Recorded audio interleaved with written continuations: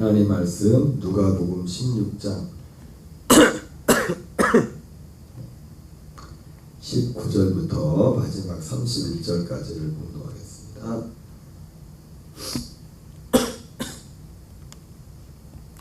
우리가 찬 목소리로 공독하겠습니다. 한 부자가 있어 자색옷과 고운 비옷을 입고 날마다 호화롭게 즐기더라. 그런데 나사로라 이름하는 한 거지가 헌데 두송이로 그의 대문 앞에 버려진 채 그 부자의 상에서 떨어지는 것으로 배불리려 하며 심지어 개들이 와서 그 헌데를 핥더라. 이에 그 거지가 죽어 천사들에게 받들려 아브라함의 품에 들어가고 부자도 죽어 장사되매 그가 음부에서 고통 중에 눈을 들어 멀리 아브라함과 그의 품에 있는 나사로를 보고 불러 이르되 아버지 아브라함이여 나를 긍휼히 여기사 나사로를 보내어 그 손가락 끝에 물을 찍어 내 혀를 서늘하게 하소서. 내가 이 불꽃 가운데서 괴로워하나이다. 아브라함이 이르되 예 너는 살았을 때 좋은 것을 받았고 나사로는 고난을 받았으니 이것을 기억하라. 이제 그는 여기서 위로를 받고 너는 괴로움을 받느니라. 그뿐 아니라 너희와 우리 사이에 큰 구렁텅이가 놓여 있어 여기서 너희에게 건너가고자 갈 수 없고 거기서 우리에게 건널 수 없게 하였느니라. 이러되 그러면 아버지여 구하노니 나사로를 내 아버지의 집에 보내소서. 내 형제 다섯이 있으니 그들로 이 고통받는 곳에 오지 않게 하소서. 아브라함이 이르되 그들에게 모세와 선지자들이 있으니 그들에게 들을지니라. 이르되 그렇지 아니하니이다. 아버지 아브라함이여 만일 죽은 자에서 그들에게 가는 자가 있으면 회개하리이다. 이르되 모세와 선지자들에게 듣지 아니하면 비록 죽은 자 가운데서 살아난 자가 있을지라도 고난을 받지 아니하리라 하였다 하시니라. 아멘.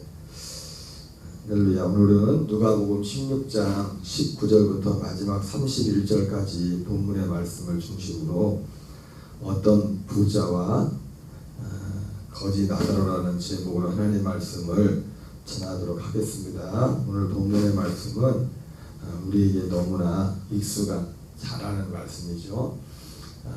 한 부자와 거지 나사로에 관한 말씀입니다. 많은 또 신학자들 중에서는 이 본문의 말씀을 비유라고 그렇게 말하고 있지만 이 본문 말씀에 비유라고 말씀하는 그런 근거들은 거의 없습니다.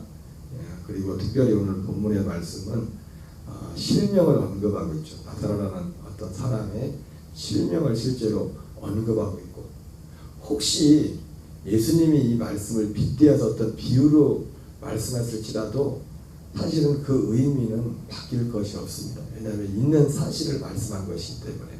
여러분 우리가 어떤 것들을 비유로 말할 때도 없는 것을 가지고 비유를 말하지 않지 않습니까?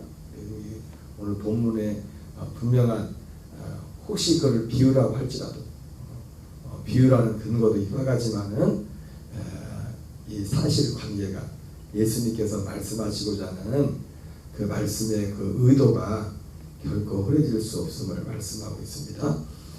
오늘 본문을 통해서 주님은 히브리서 9장 28절 말씀처럼 사람이 한 번 죽는 것은 정하는 것이 아니요 그 후에는 심판이 있다. 그 진리를 말씀하실 뿐만 아니라 우리 삶에 있어서 진정한 성공과 실패가 결코 이 땅의 삶에서 이 땅의 것으로 이 땅에서 뭔가를 이루고 이루지 못한 단지 그것이 우리의 삶의 성공과 실패가 아님을 말씀해주고 있습니다. 우리의 진정한 성공과 실패는 어디에서 결판이 나냐면 죽음 이후에 우리가 육신의 장막을 벗은 그때에 우리의 삶의 진정한 성공과 실패가 결정이 된다는 것을 오늘 예수님은 우리에게 분명히 그것을 말씀해주고 있습니다. 그래서 우리의 모든 믿음의 선배들의 진정한 삶의 발자취는 항상 그랬던 것을 보게 됩니다. 그래서 고린도전서 15장 19절 말씀에서도 사도 바울이 고백했던 것처럼 우리의 바라는 것이 다만 이 세상의 사뿐이라면 우리가 이 세상에서 가장 불쌍한 자라 이렇게 말씀했던 것처럼 그 예수 믿는 사람들이 그리스도인이 정말 바라보는 것이 이 세상의 삶이 아니라 그 말씀에는 사실은 같은 의미지만 이중적인 의미가 있죠. 내가 예수님을 우리가 바라는 것이 다만 일상의 사람뿐이라면 우리가 정말 세상에서 가장 불쌍한 자다. 세상적으로 볼 때 별로 사람들이 그렇게 흠모할 만한 그런 삶이 아니라 바울 자신을 볼 때도 예수님 믿음으로만 어떻게 보면 그 자신은 세상의 것들을 많은 것을 다 포기하고 잃어버렸죠. 물론 그것은 누가 억지로 그에게 그렇게 하라고서 그런 게 아닙니다. 스스로 그 길을 선택한 거죠. 그러나 어쨌든 누군가 볼 때는 저 사람들이 볼 때 그렇게 뭐 성공하죠. 특별히 누군가라고 할 때는 이 바울 같은 그런 믿음의 길을 가지 않는 그런 사람들이 볼 때는 얼마든지 그렇게 보이는 삶이라고 했죠. 그리고 또 그 말씀의 의미에는 내가 예수님을 믿는다고 하면서 교회를 다닌다고 하면서 정작 우리가 바라는 것이 예수 믿는다고 하면서 이 세상의 삶이 전부라면 그 사람은 정말 불쌍한 사람이라는 거죠. 그래서 본인에 대한 얘기도 했을 뿐만 아니라 그리고 누군가 예수님 믿는다고 하면서도 오직 바라는 것이 이 땅의 삶이 전부라면 이 육신의 삶이 전부라면 그 사람은 정말 불쌍한 사람이라. 물론 그것이 같은 한 의미죠. 한 의미지만은 그렇게 어떤 이중적인 의미를 가지고 있습니다. 어쨌든 주님은 오늘 말씀을 통해서 이 땅 너머의 삶이 분명히 있음을 말씀해 주고 있습니다. 19절부터 같이 다시 한번 읽겠습니다. 한 부자가 있어 자색옷과 고운 베옷을 입고 날마다 호화롭게 즐기더라. 그런데 나사로라 이름하는 한 거지가 헌데 투성이로 그의 대문 앞에 버려진 채 그 부자의 상에서 떨어지는 것으로 배불리려 하매 심지어 개들이 와서 헌데를 핥더라. 이에 그 거지가 죽어 천사들에게 받들려 아브라함의 품에 들어가고 부자도 죽어 장사되매 그가 음부에서 고통 중에 눈을 들어 멀리 아브라함과 그의 품에 있는 나사로를 보고, 여기는 두 가지 삶을 오늘 분명히 보여주고 있죠. 이 땅에서의 어떤 삶의 모습을 보여주고 있고, 대부분 우리는 이 땅에서의 삶만을 보죠. 그리고 우리는 너무나 많은 경우에 예수님을 믿으면서도 어떤 사람들이 죽었을 때 이 땅에서 마치 부자로 살았느냐 거지 나사로 살았느냐 것처럼 어떤 삶의 어떤 세상에서 얼마나 많이 누리고 누리지 못했냐 그걸 보고서 죽음조차도 저 사람 호상이다, 저 사람 참 불쌍하게 죽었다, 그런 말들을 우리는 아무렇지 않게 말할 때가 많이 있습니다. 그러나 성경은 오늘 분명히 보여주는 것처럼 단지 어떤 사람의 삶의 일생이 우리가 생각하던 눈으로 표면적으로 보이는 그 삶만을 가지고 저 사람 정말 호상이다, 또 그렇지 못하다, 슬픈 죽음이다, 뭐 그것으로 단지 그것으로 평가할 수 없음을 말씀해주고 있습니다. 죽음 너머에 분명히 또 다른 그것도 전혀 다른, 누구는 호상이라고 했는데 부자는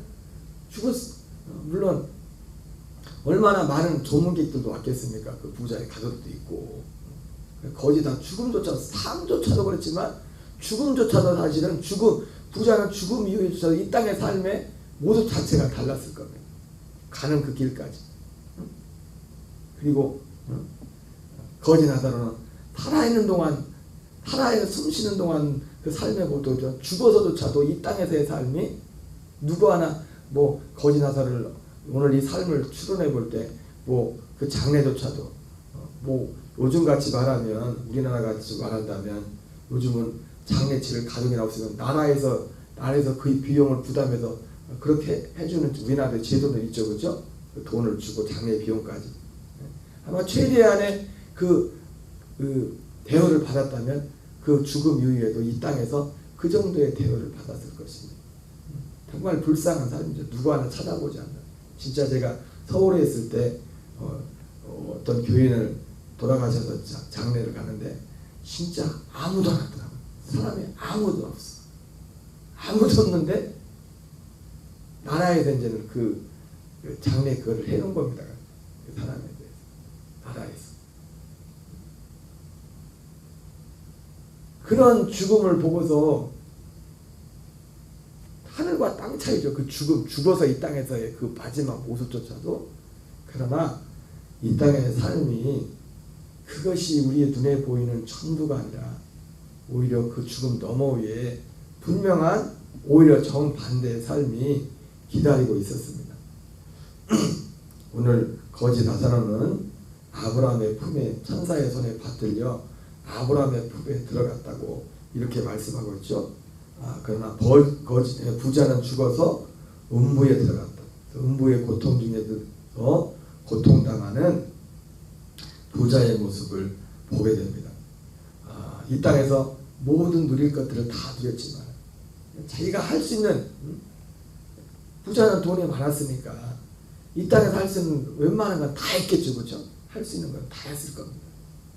그러나 그가 육신의 생명이 딱 끊어졌을 때, 그 영원한 세계에 들어갔을 때는 전혀 정반대했습니다. 하나도, 오늘 특별히 음부에 들어간 이 부자의 이 모습 속에서 그 부자에게 오늘 특징이 뭡니까?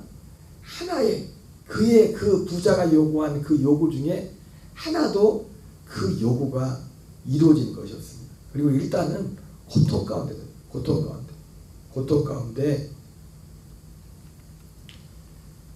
고통 중에서 뭐 불꽃 가운데 있었지만 고통 가운데서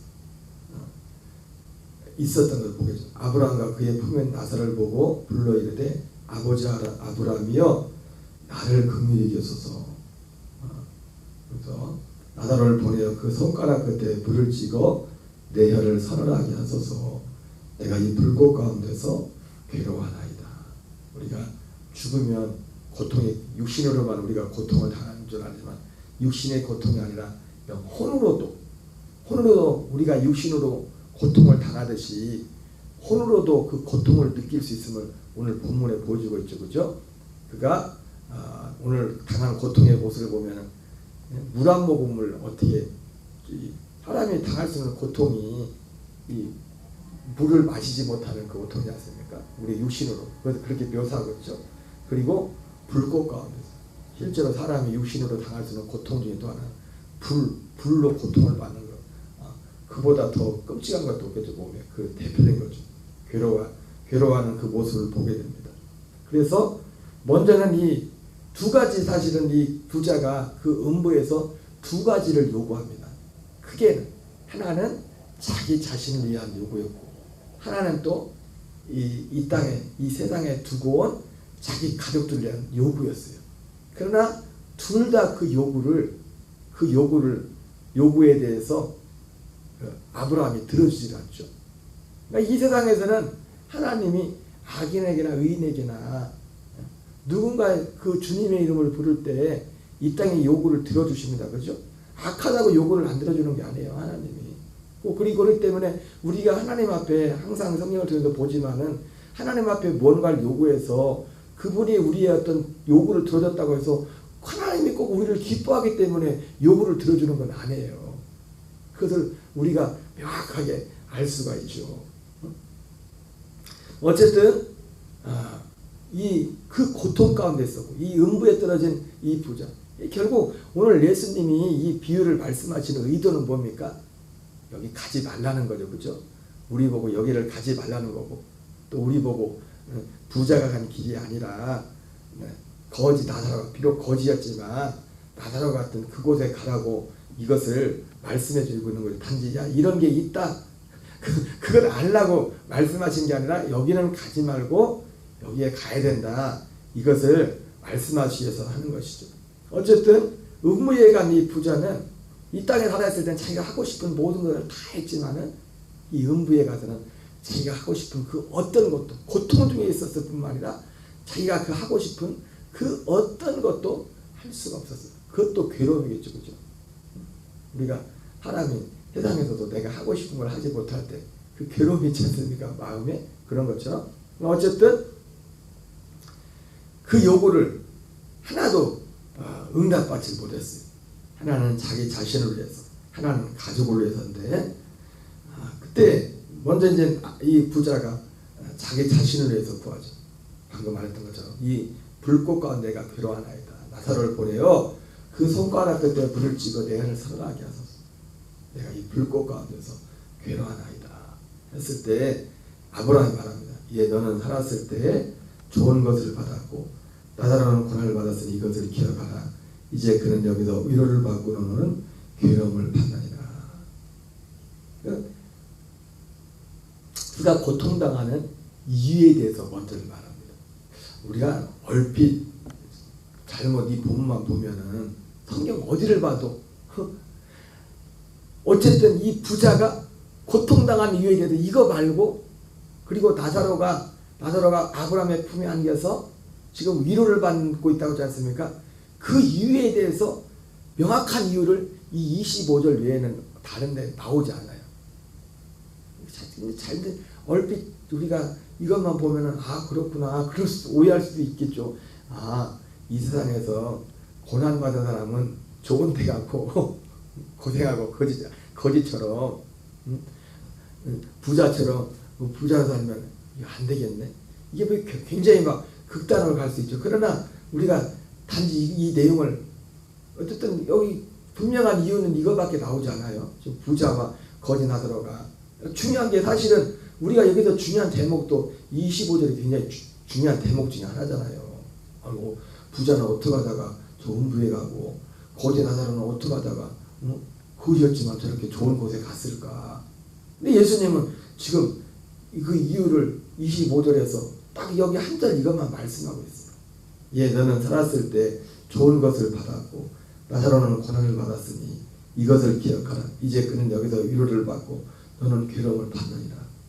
그냥 우리가 이 문맥만 그대로 문장만 그대로 놓고 보면 나사로처럼 좋은 데 가려면 이 땅에서 나사로처럼 고생해야겠구나, 거지처럼 살아야겠구나, 고난당하겠구나, 뭐 그렇게 될 수 있단 말이에요.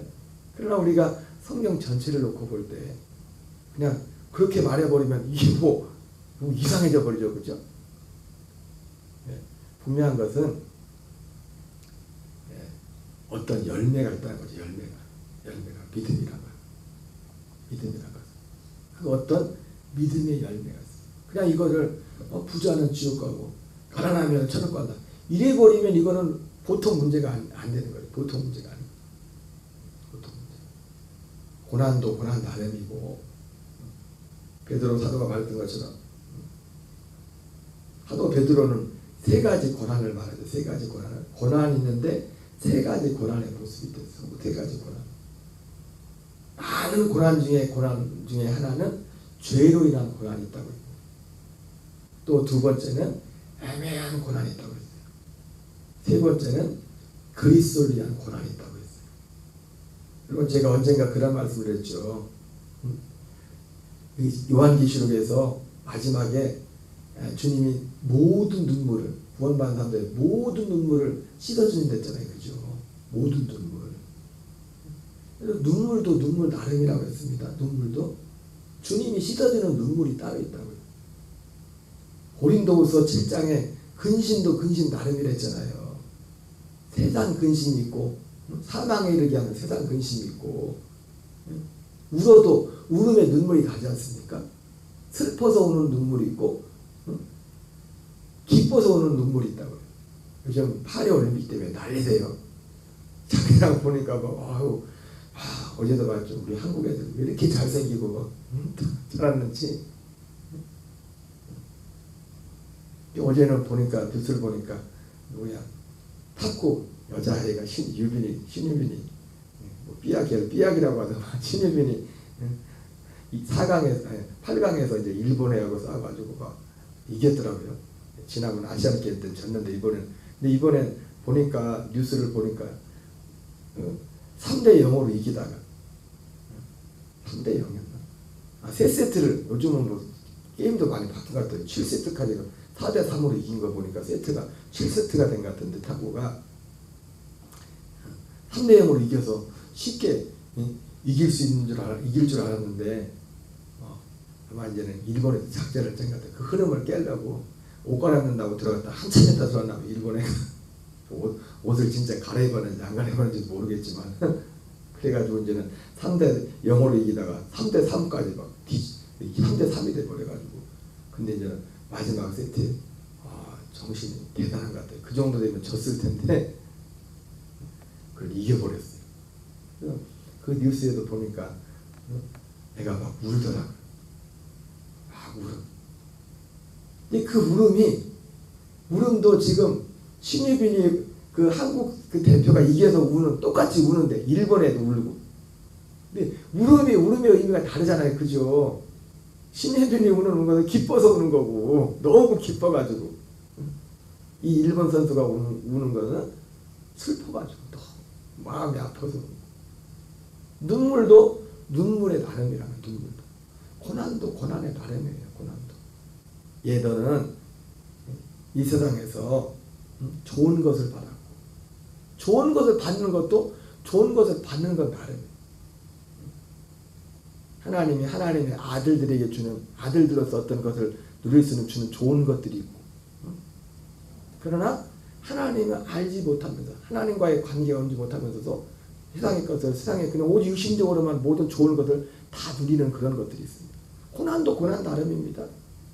거지라고 그럼 거지는 다 천국 가겠네. 부자는 다 지옥 가고 부자도 부자 나름이고 거지도 거지 나름인 거예요. 고난도 고난 나름이고 죄로 인한 고난이고 애매한 고난이고 사도 베드로는 그런 말이죠.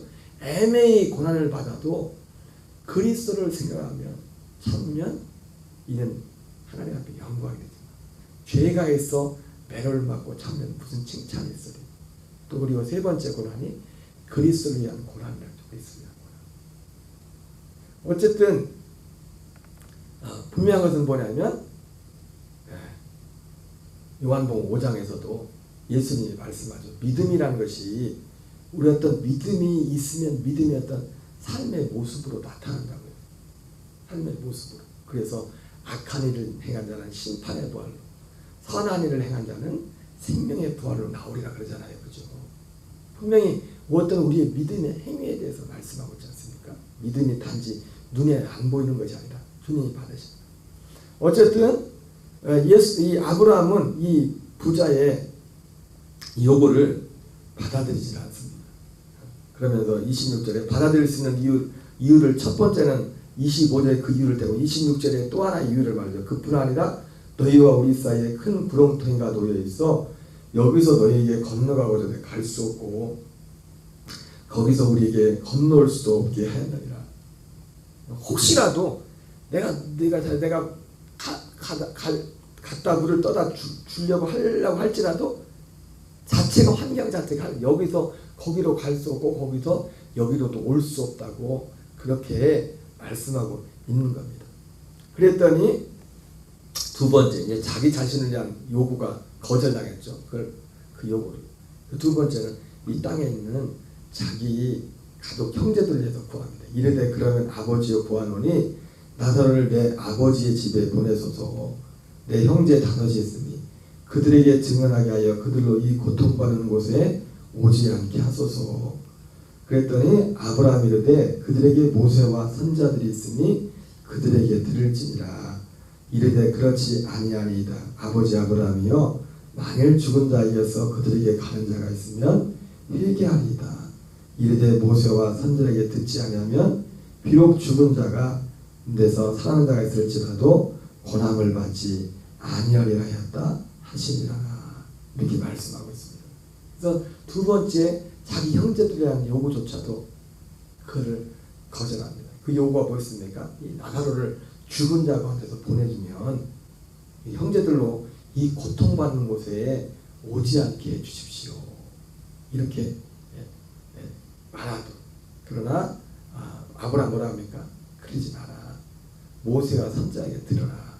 첫 번째 그렇게 말하고. 그래도 다시 한번 부탁을 하니까 그럴 필요 없어. 모세와 선자에게 듣지 아니하면 죽은 자가 살아날 것 같지라도 듣지 않아. 들을 수가 없어. 사람이 뭐 보고 기억 보면 할 것 같지 그렇지 않아. 마치 진짜 믿음이 바로가 그 재앙이 내릴 때는 그때는 잠깐 해가지고 막 그럴지 몰라도 그 믿음이 그런 게 아니야. 아브라함이 그렇게 말하면서 성경이 끝을 맺고 있습니다. 그러면 결과적으로 이 말씀을 통해서는 우리로 하여금 우리는 부자의 길이 아닌 거지 나사로에 간 그 길을 가기를 오늘 말씀을 통해서 우리에게 말씀하고 있습니다. 중요한 것은 뭡니까? 우리가 아브라함의 품에 안겼던 거짓 나라와 같이 성경에는 아예 지옥이라고 이렇게 표현되는 지옥이 아닌 음부가 아닌 아브라함의 품에 들어가는 겁니다. 그러려면 어떻게 합니까? 어떻게? 우리의 삶 속에 오늘 말처럼 모세와 선지자들의 말을 들어야 돼요. 이게 기본적으로 우리는 그 모세와 선지자들 제가 종종 말씀드렸던 것이 전도자들이라고 했죠. 전도자들. 예수 믿으세요 하는 전도자들의 말을 들어야 된다고 했죠. 전도자를 통해서 하나님의 전도에 미련한 것으로 영혼을 구원하기를 기뻐하신다고 했는데, 그런데 더 정확히 들어가면 결국 뭡니까? 모세와 선지자들이 전했던 그 하나님, 그 예수님을 믿어야 된다는 겁니다. 오늘 아브라함의 품에 안겼지 않습니까? 아브라함이 믿었던 그 하나님, 그 하나님을 믿어야 된다는 거예요. 히브리서 11장에 나오는 모세와 선지자들이 그들이 이 땅에 사는 자한테 뭘 말하겠습니까? 히브리서 11장에 나오는 그 믿음을 전하겠죠. 그 믿음을 제가 항상 말씀드렸지만 천국과 지옥이 있다는 것을 아는 사실은 너무나 중요합니다. 그러나 천국과 지옥이 있다고 해서 난 지옥 가지 말고 천국 가야지 한다고 천국 가는 게 아니랬죠. 그죠? 서울대학교가 있는 걸 안다고 다 서울대학교 들어가는 게 아니잖아요. 서울대학교에 들어가는, 그러나 서울대학이 있다는 것을 아는 것은 너무 중요하죠. 왜? 알아야 서울대학을 갈 거 아니에요. 목적이 있어가지고. 그러나 서울대학교가 있는 걸 안다고 서울대학교 가는 건 아니에요. 그런 것처럼 오늘 이 말씀을 통해서는 이 실제를 알 뿐만 아니라 왜 이걸 기록했습니까? 너희는 부자의 길을 가지 말고 그 아브라함의 품에 들어가는 그 복을 받으라. 그러려면 어떻게 해요? 모세와 선지자들의 말을 들어야 된다는 거죠. 아브라함의 말을 들어야 된다는 거죠. 상징적으로 아브라함의 품으로 되어 있어요. 아브라함의 품으로. 하나님의 품도 아니고 성경에 예수님도 품도 아니고 아브라함의 품. 아브라함이 전했던 그 복음을 믿고 아브라함이 전했던 그 복음으로 사는 자들이, 그들이 가는 곳이 아브라함의 품이고 우리가 쉽게 말하는 천국이고 낙원이라는 것이죠. 오늘 우리의 모든 기도의 모든 초점이, 삶의 초점이 이 믿음에 맞춰져 있는 저와 여러분 되시기를 주의 이름으로 축원합니다. 우리 주기도문으로 마치겠습니다.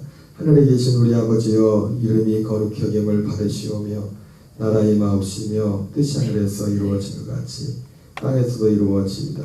오늘날 우리에게 일용할 양식을 주옵시고 우리가 우리에게 죄진 자를 사하여 주것 같이 우리의 죄를 사하여